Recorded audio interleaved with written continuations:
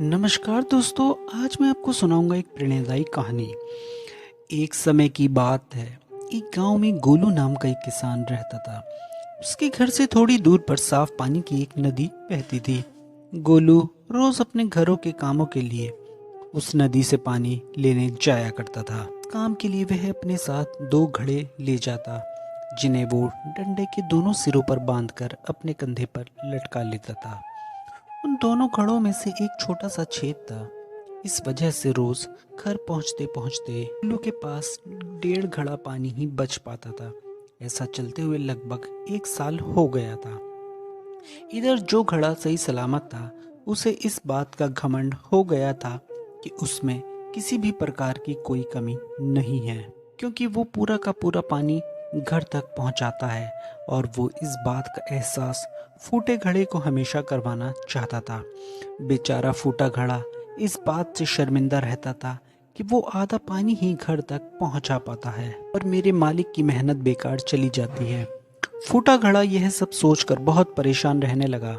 और एक दिन जब उससे रहा नहीं गया, तो उसने गोलू से कहा, मैं खुद पर बहुत शर्मिंदा हूँ और आपसे क्षमा मांगना चाहता हूँ। क्यों? गोलू ने पूछा, तुम किस बात से शर्मिंदा हो? घड़ा बोला, शायद आप नहीं जानते, पर मैं एक जगह से फूटा हुआ हूँ और पिछले साल मुझे जितना पानी घर पहुँचाना चाहिए था, बस उसका आधा ही पहुँचा पाया हूँ। मेरे अंदर ये बहुत बड़ी कमी है, जिस वजह से आपकी मेहनत बेकार होती रही है। फूटे घड़े ने दुखी होते हुए कहा। गोलू को घड़े की बात सुनकर थोड़ा दुख जरूर हुआ, मगर वह बोला, कोई बात नहीं। आज तुम एक काम करना, जब मैं नदी से पानी भरकर वापस आऊंगा, तब तुम रास्ते में पड़ने वाली फूलों की क्यारियों की तरफ देखना। घड़े ने वैसा ही किया। वह रास्ते भर सुंदर फूलों के छोटी छोटी क्यारियों को देखता हुआ आया। भी कुछ समय बाद गोलू फूटे घड़े से बोला, जैसा मैंने कहा था तुमने वैसा ही किया, लेकिन शायद तुमने ध्यान नहीं दिया कि यह जितने भी फूल रास्ते के एक तरफ खिलकर बड़े हो चुके हैं।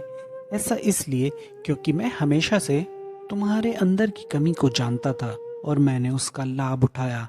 रास्ते में जिस तरफ तुम्हारा पानी गिरता था, उस तरफ मैंने रंग बिरंगे फूलों के बीज बो दिए थे और तुम रोज थोड़ा थोड़ा करके उनको सींचते रहे। आज तुम देखो, तुमने उस पूरे रास्ते को कितना खूबसूरत बना दिया है।